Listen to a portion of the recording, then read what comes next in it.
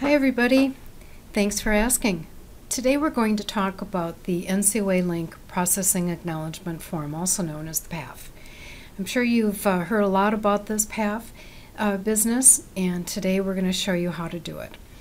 So access to our processing acknowledgement forms can be found at ezPAF.com. Simply type in a URL, ezPAF.com, and you'll be redirected to the Lorton Data NCOALink Processing Acknowledgement Form.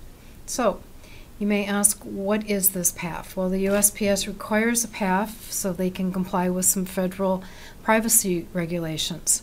So when the USPS shares any national change of address data information, they must be able to track access to that data. So who's asking for it?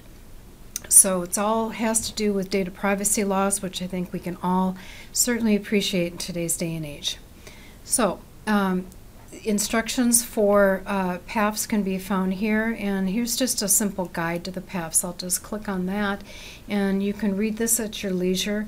It does explain in more detail exactly what is the PAF, why does the United States Post Office require this PAF, how often does a PAF have to be completed. It's simply annually, and who must complete the PAF, and how is the list owner and broker agent identified.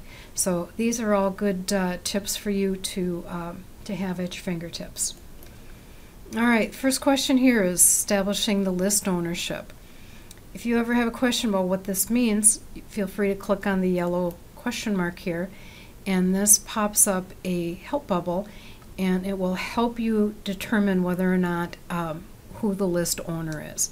So basically, the list owner is the person or the company that's actually benefiting from the change of address. So who's the party involved that's actually driving this? So typically it's whosever name and address is on the return portion of the mail piece is considered the list owner.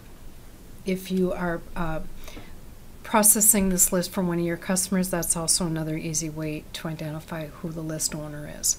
So click on the help bubble, and that will help you determine that. Or you can answer these two questions.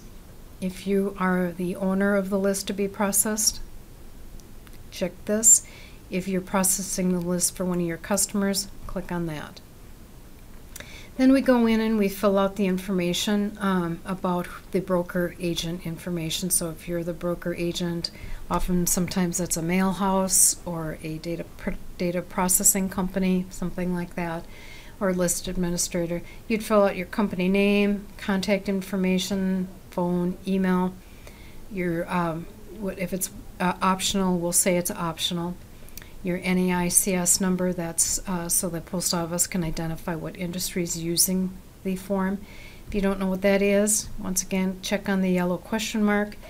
This will tell you exactly what the North American Industry Classification System is, and you can follow the link to get more information or do a quick drill down.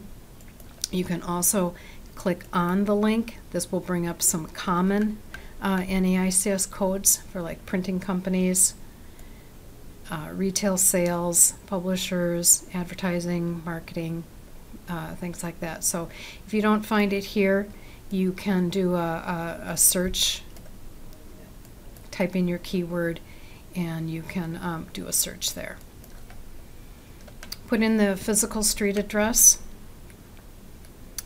and if you are have a situation where you're doing a data processing NCOA for a customer of a customer's, then you would check on the add additional broker agents in this section.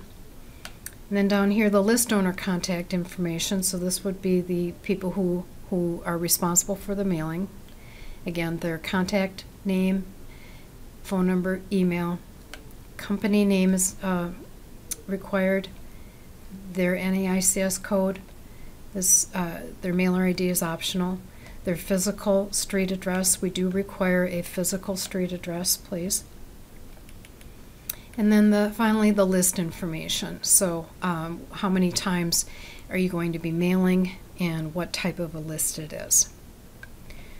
We do require completion of the processing acknowledgement form online, unless there's a valid reason for you to do it paper copies. We do request that. Alright, so I jumped ahead a little bit and I filled out the broker agent information, list owner contact information, and list information. Clicked complete online, and now I'm going to click next. Alright, the next page is the confirmation details. So take a moment and review the details, make sure that everything is correct, especially email addresses. And once you have confirmed that, you can click on the confirm button. And now an email is also going to be sent to the list owner, so you might want to give them a heads up to expect a email from support@ezPAF.com. Have them review the details of what you filled out, and then ask them to do the digital signature and date the form.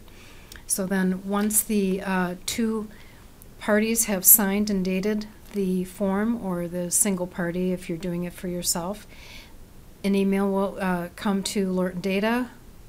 One of the support people will review it, approve the PAF, and then you'll get an email back saying that the PAF is now ready for you to use. So that is it. It's required for all users of the Lorton Data NCOALink product.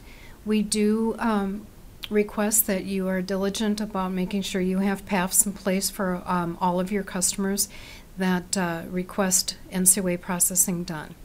So thank you very much for your time today. If you do have any questions, feel free to reach out to our support line. You can start to chat, send us an email, or give us a phone call.